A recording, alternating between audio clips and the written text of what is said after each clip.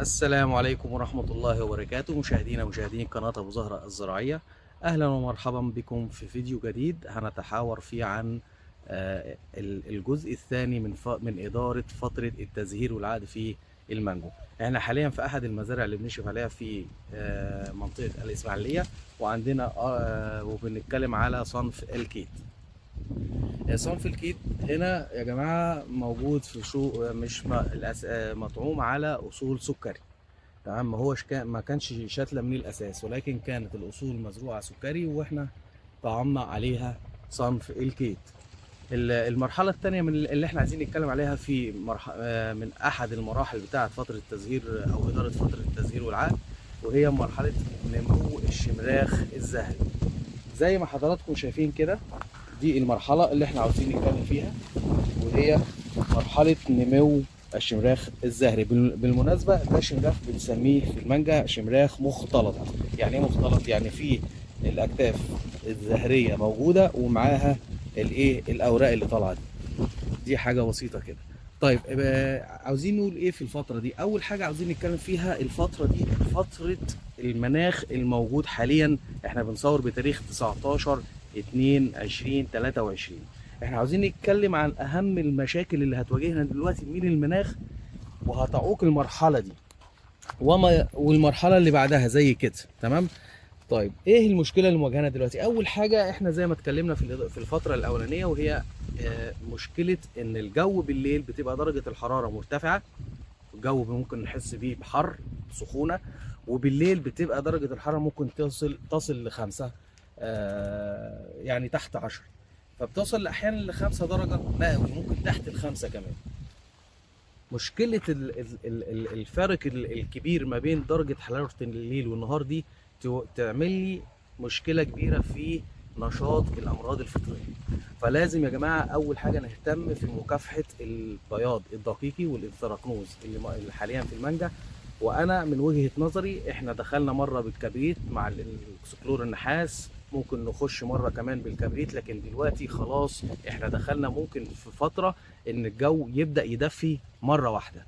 فلازم ان انا اكون مدي رشة دلوقتي مزدوجة ما بين البياض الدقيقي، ويا ريت تكون رشة جهازية، على اساس ان انا لازم اهتم بمكافحة البياض الدقيقي والانثراكنوز. لان النهارده الانثراكنوز معايا مش شرط يجي في ابريل او في اوائل ابريل او النص الاولاني من ابريل. لازم اللفحه ممكن تبدا معايا السنه دي بدري شويه.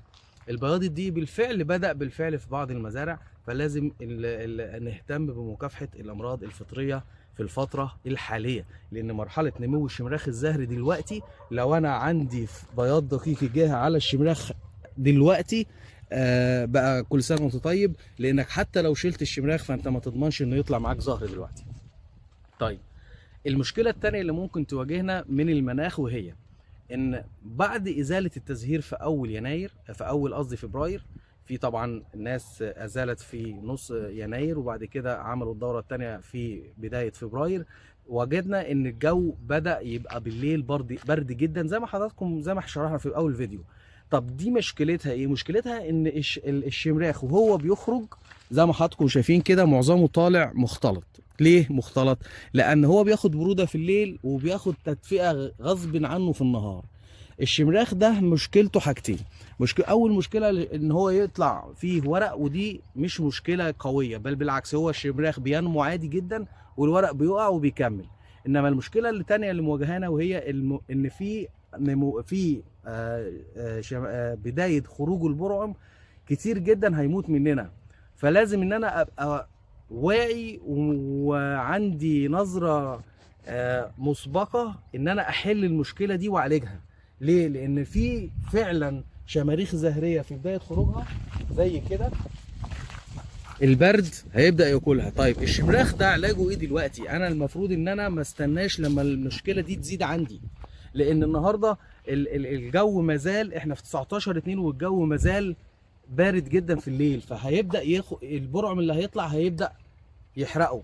طب دي احد اعراض البرد اللي بينزل عندنا، البرد اللي بينزل على شجر المانجا. زي ما حضراتكم شايفين البرعم اهو مجرد ما طلع البرد موته، لان درجة الحرارة بتقل في الليل ممكن تنزل تحت الخمسة. فعشان كده يا جماعة احنا بنأكد عليكم ان مرحلة نمو احنا اتكلمنا في اول حاجة المرحلة بتاعت بزوغ البرعم النهاردة او خروجه، يعني مرحلة بداية خروجه وازاي نساعد على تخريجه، ولكن دلوقتي احنا بنتكلم بقى على مرحلة النمو.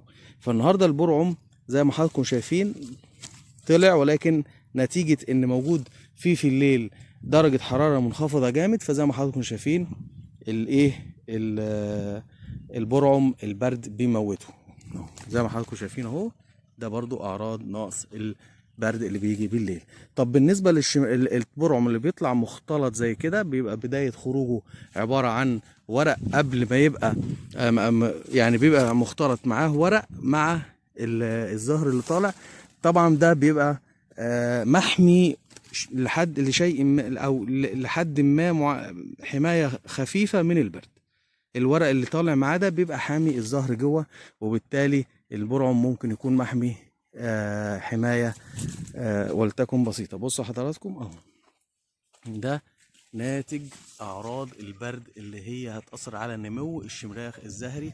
فحبيت اوري لحضراتكم بعض ودي بالمناسبه صنف كيت. النعومي بقى مشكلته عشان خاطر ان هو بيجي متأخر بطبعه، فاللي عنده المزارع اللي هي متأثرة، أنا عندي هنا شجر نعومي خفيف، ولكن اللي عنده مزرعة نعومي يبقى حريص عليها في المرحلة دي. زي ما حضرتك شايف كده، أو بص الشمراخ هنا طالع فيه ورق، واحنا عرفنا الورق بيطلع ليه. فالورق اللي طالع هنا ده شمراخ اسمه شمراخ مختلط، يعني ورق مع زهر، وبالتالي حامي الزهر تحتيه. كل ورقة بيطلع تحتيها كتف من أكتاف الشمراخ الزهري، وبعد نمو الشمراخ الزهري فالورق بيقع ويكمل الشمراخ عادي جدا، بل بالعكس بيبقى أقوى من الشمراخ الطبيعي. محدش يقلق من الحتة دي أهو. ده برضو زي ما حضراتكم شايفين اهو، الورق طالع مع الشمراخ فحامي الزهر تحتيه. دي كان ملخص بسيط يعني للمشكلة اللي احنا بصدد وبنتكلم عنها. في الوقت ده انا محتاج ان انا ادي تسميد وادي رشة، يعني مش هنتكلم في رشة تديني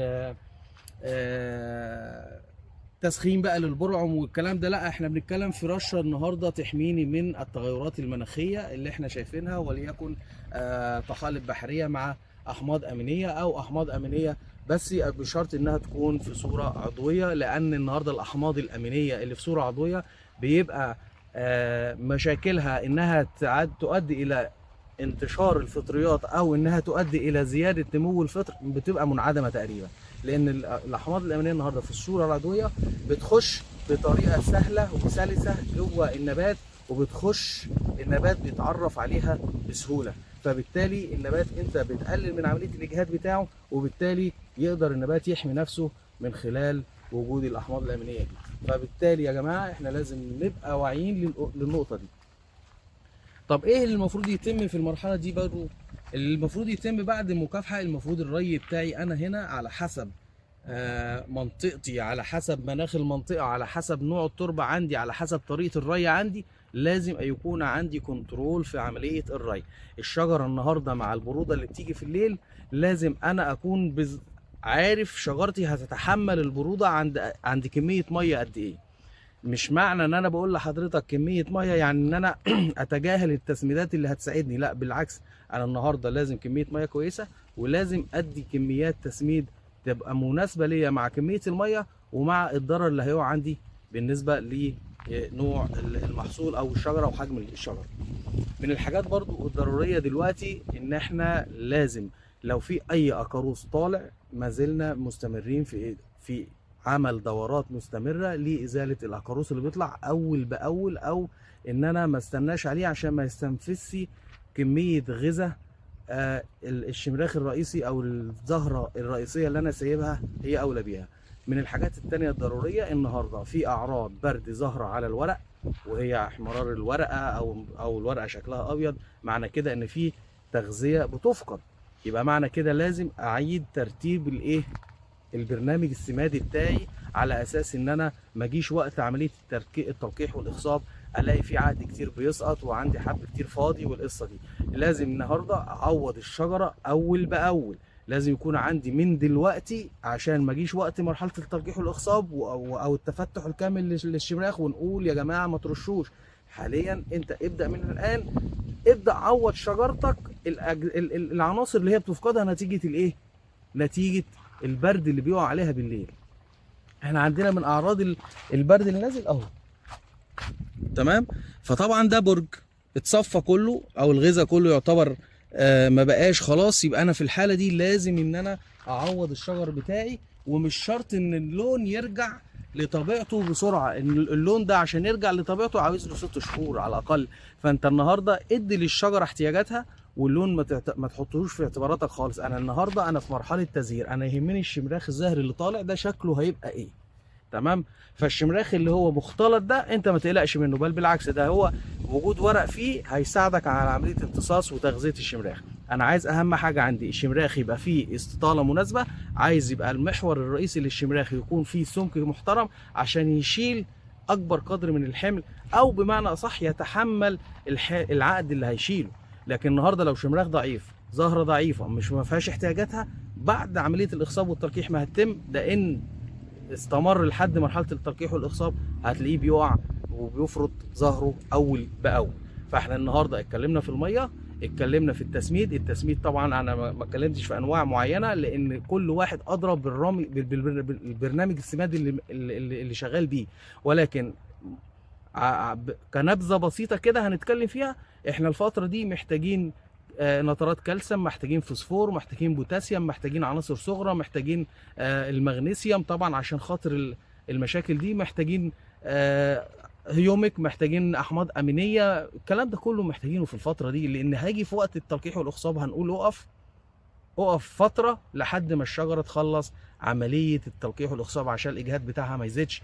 فبالتالي احنا من الان بنتكلم، دي مرحله مهمه جدا، هي المرحله اللي هي تاني جزء في فتره التزهير والعد، وهي مرحله نمو الشمراخ الزهري. دي مهمه جدا، هي اللي بيتم فيها كل حاجه ناقصتني بعد التخزين اللي عملته. يعني انا بعد التخزين في شهر 10 انا عملت التخزين بتاعي جوه الشجره وخزنت اللي انا عايزه، جه البرد خد جزء منه اعوضه. يبقى لازم انا اعوض من الان، ما ينفعش ان انا اجي بعد مرحله التلقيح والاخصاب واقول اعوض، ما ينفعش. واجي شعه الشمراخ ويكون متفتح في مرحله التفتح الكامل واقول ارش، مش هينفع ارش، لان الزهره بتاعه المانجا زهره جلسه ضعيفه، التخت طالع لبره، ما في البتلات قصيره، عندي بروز في المياسم، شكرا.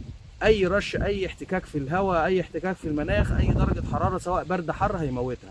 فاحنا دلوقتي ما ينفعش ان انا شجره زهره انا عرفت طبيعتها رهيفه جدا وابدا اشتغل عليها. ده كان كل اللي كنت عايز ابلغه لحضراتكم في المرحله الثانيه من فتره التزهير والعقد في المانجا. واحنا حاليا قدام صنف كيت. الصنف ده انا بس عشان خاطر، لكن يا جماعه بالنسبه للصنف النعومي برضو قبل ما نلغي او قبل ما نوقف البث، احنا النهارده الصنف النعومي هو هيبقى اكتر الاصناف اللي فيها عمليه موت للبراعم الحديثه. فلازم اللي هم المزارعين لصنف النعومي يهتموا دايما برشه وقائيه ضد البرد او ضد التغيرات المناخيه بالنسبه للكيت، بغض النظر عن انه ممكن يرش حاجه تدفع للزهره. انت دفعت حاجه، رشيت حاجه تسخن العين وتطلع البرعم النهارده هيجي في البرد هيموت منك برضو. فانا يهمني ان انا احميه قبل ما يهمني ان انا اخرجه، او الاثنين ازج بيهم مع بعض. دي كان كل الفتره، كل اللي انا عايز اتكلم فيه في مرحله التزهير والعد، وده الجزء الثاني اللي هو مرحله نمو الشمراخ الزهري. برضو نقطة قبل ما اطلع، معلش احنا عاوزين استطالة الشمراخ. الموضوع ده ما بيتمش غير في الوقت ده يا جماعة، معلش انا بعيد الكلام عشان خاطر مش عايز حد يجي وقت يبقى الشمراخ حصل ليه تفتح كامل يقول لك انا عايز اعمل استطالة، مش هينفع. طب ليه انا اتكلمت فيه في الوقت ده؟ لان البرد عندي موقف الشمراخ، فالنمو عندي مش هيبقى سليم، وهتلاقي شمراخ طالع وعامل بوزه كده. ده كل دي اعراض انت لازم تاخد بالك منها دلوقتي، ولازم تعمل حساب، لان فتره التلقيح والاصابه دي فتره حرجه، ما ينفعش ان انا اجي ازج بيها في اي حاجه من الحاجات اللي اتكلمنا فيها. كان معكم المهندس حسام ابو زهره، والسلام عليكم ورحمه الله وبركاته.